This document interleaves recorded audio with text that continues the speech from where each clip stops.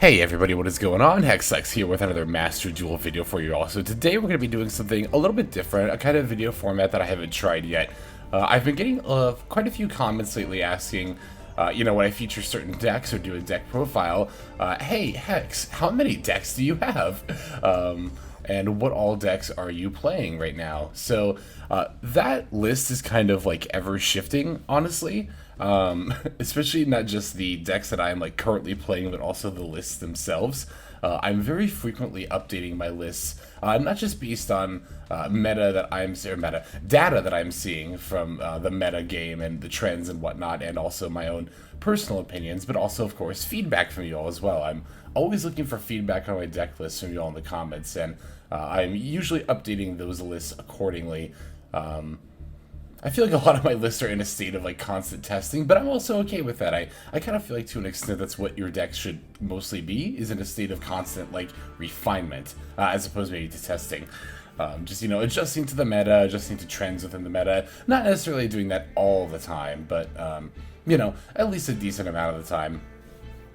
That being the case, it's been a bit difficult for me in the past to try to be like, well, okay, here's all what I'm working on / playing, but at the time that I'm recording this, we actually just had the new ban list drop here in Master Duel, and whenever we get a new major update, I'll usually like to go through and not even just rebuild all my decks or like work on all my decks, but just straight up even delete all of them and just build every single one of them from scratch. And I actually just got done doing that, and I figured this is actually a pretty good time to show what all I'm working with. So this is going to be kind of the 10 decks that I've crafted. In a way, I guess you could think of it as like the top 10 decks I picked for Master Duel, this post-ban list meta, but it's mostly all just 10 decks I really want to try as well. So we're not going to go into them too in depth.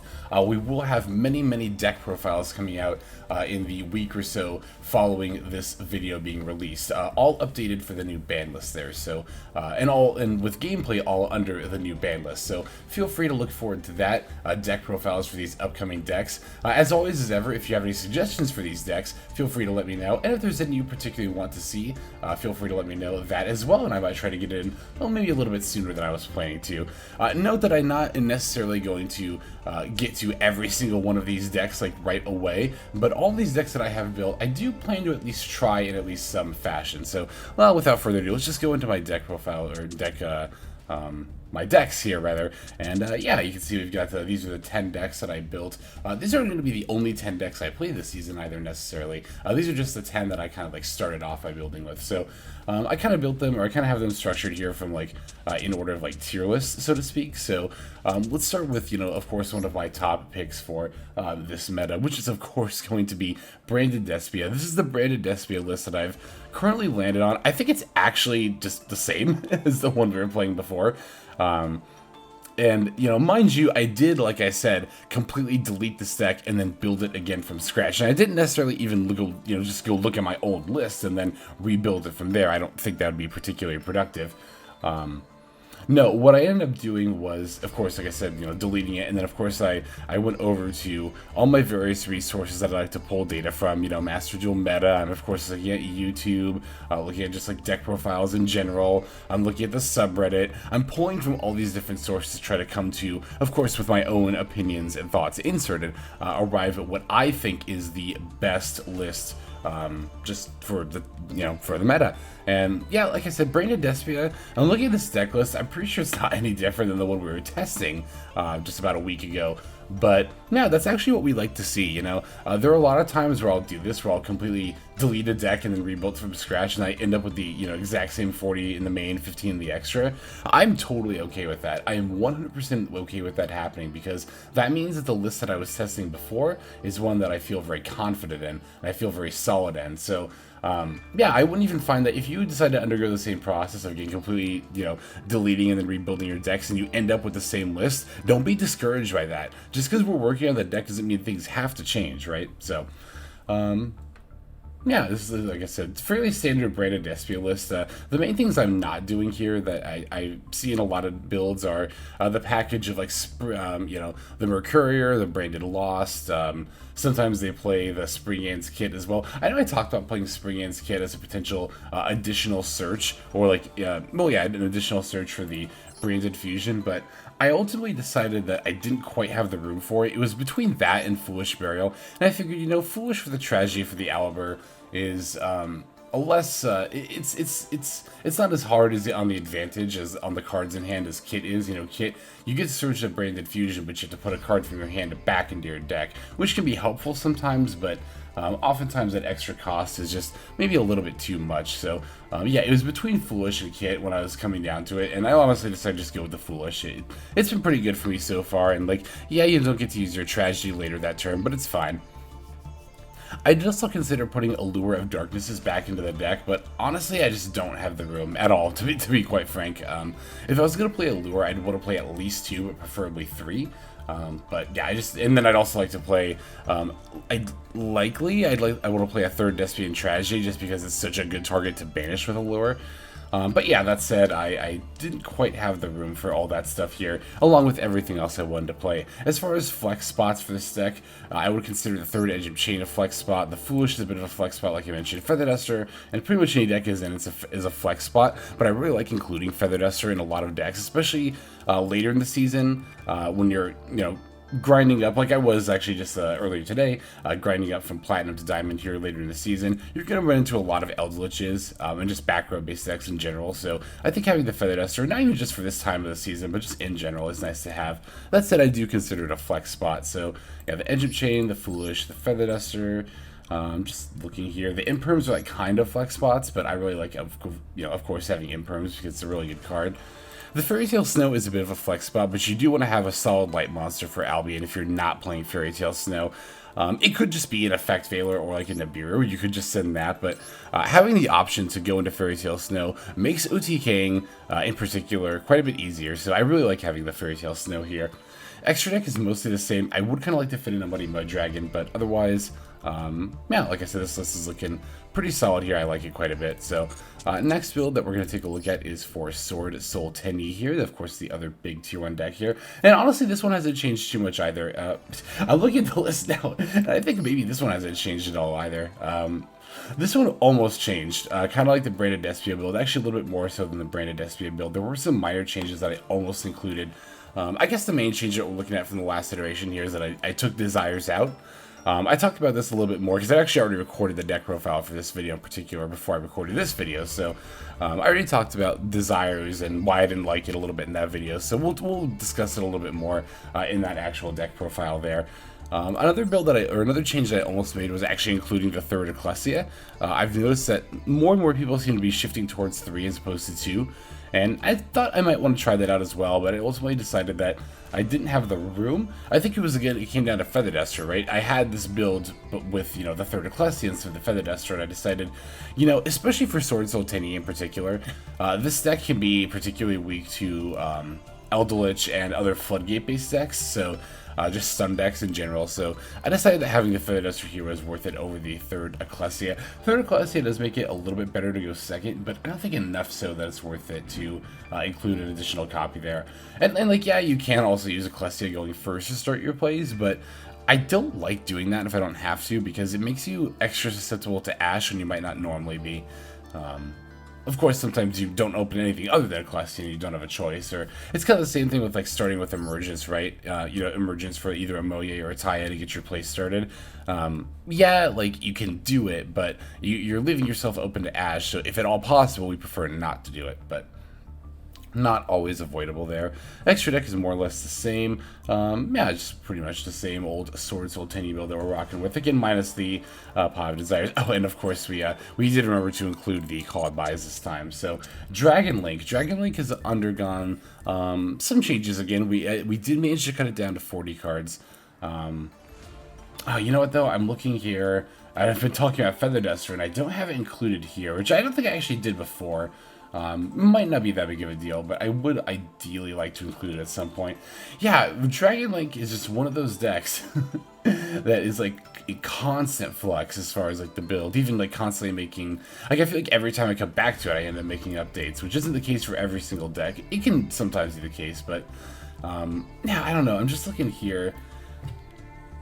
I could maybe drop an Imperm for a Feather Duster if I really wanted to, but One of the strengths of having Dragon Link down to 40 cards like this is that we can actually open a decent amount of disruption, which I guess would be the case. We would also want to open Feather Duster if we're going second, but ideally I'd like to disrupt them with our stuff and just kind of stop their plays, because we are playing a decent amount of it. We're playing the 3 Imperms, we're playing the Valor, we're playing the Maxis, the Gammas, the 3 Ashes, the Nibiru, of course, so yeah, we've got a fair amount of disruption in 40 cards here, even a little bit above average with the Psyframe stuff.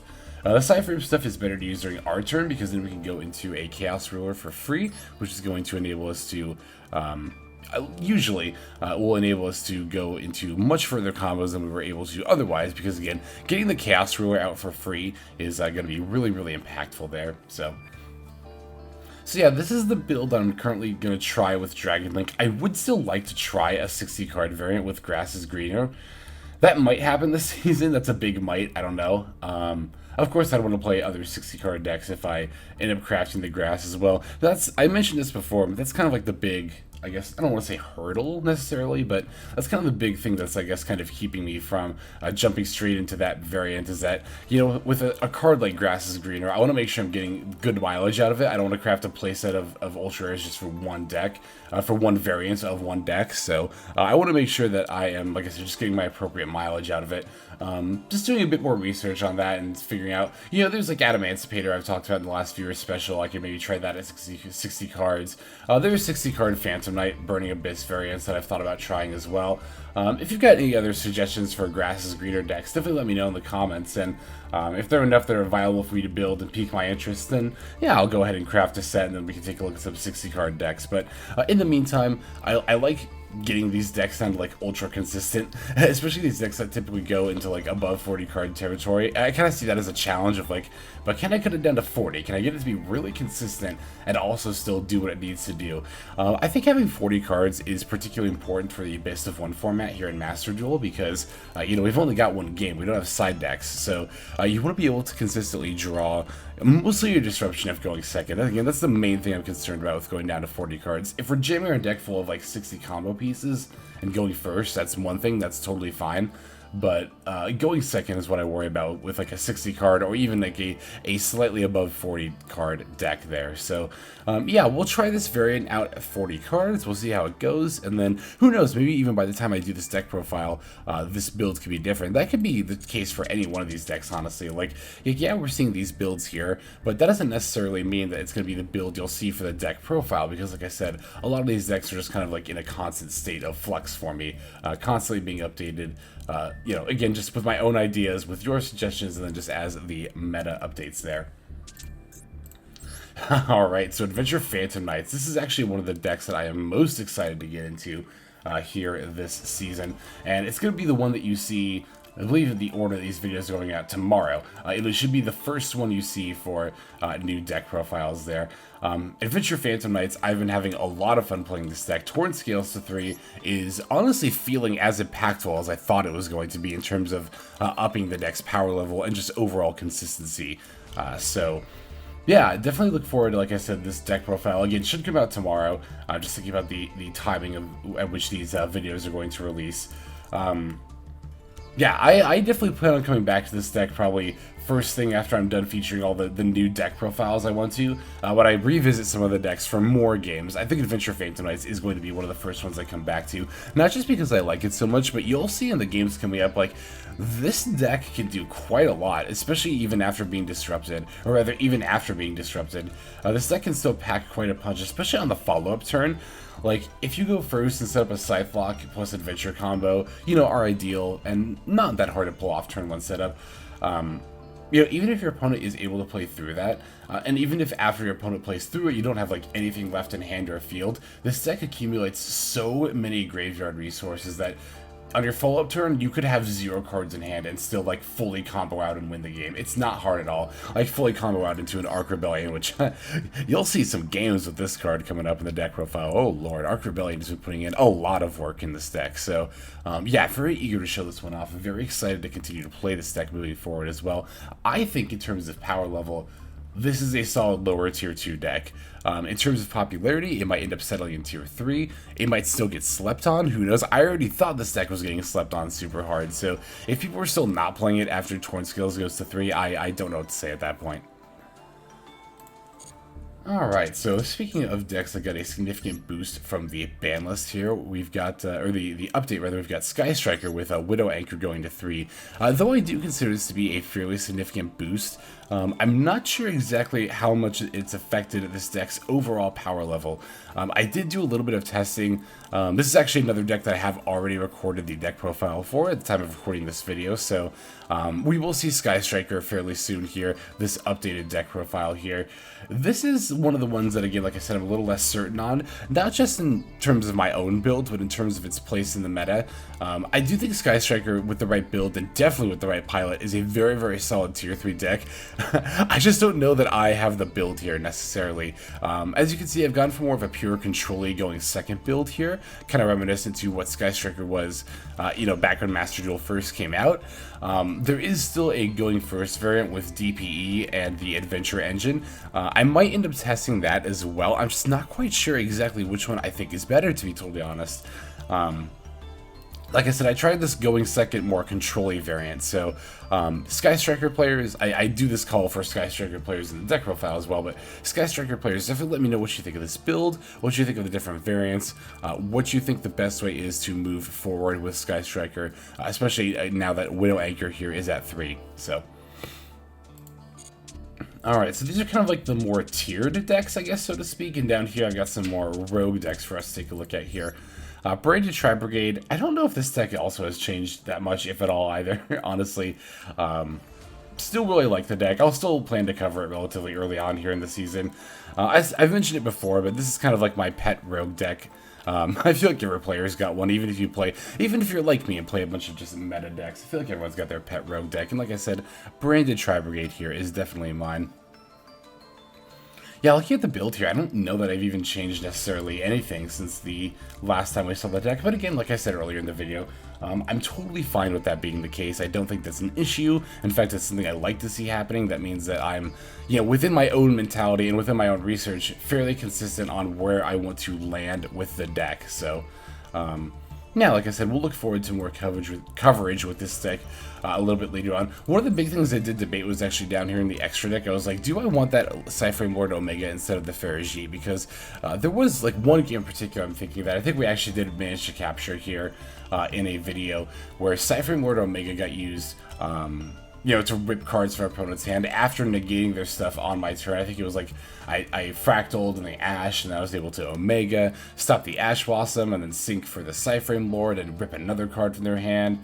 I think we ripped an Imperm too, if I remember right. So, in any case, like, yeah, I did debate kind of putting it back in instead of the second Ferrogy, but with the Rescue Cats being in the deck and with Ferrogy being such an important part of that combo, I decided to just go ahead and leave 2 copies of her in. Yeah, like I said, there's not too much else going on here. Still rocking the 2 Rescue Cat. I have thought about crafting a 3rd, but one, I know I have the Ultra Craft points. I know I have them, but I still kind of don't want to spend them. And 2, honestly, I don't know how much I would want 3 copies of this card in this deck. Like, yeah, the 3 copies would obviously make it much more likely to open on turn 1, which we definitely want. But beyond turn 1, you don't really ever want to draw Rescue Cat. It's usually not going to be live after the first turn. You'll have usually gone through your kits and or your Karoses. You usually go through them, at least I do, at enough of a rate that, yeah, after the first turn, it's typically not viable to be able to Rescue Cat after that. So, I'm still rocking the 2 copies here. I think, again, optimally, yeah, I'd have 3. And if I had 3 copies, I'd probably just be playing 3. But given that I haven't crafted the 3rd copy yet, I'm not feeling particularly inclined to at this moment.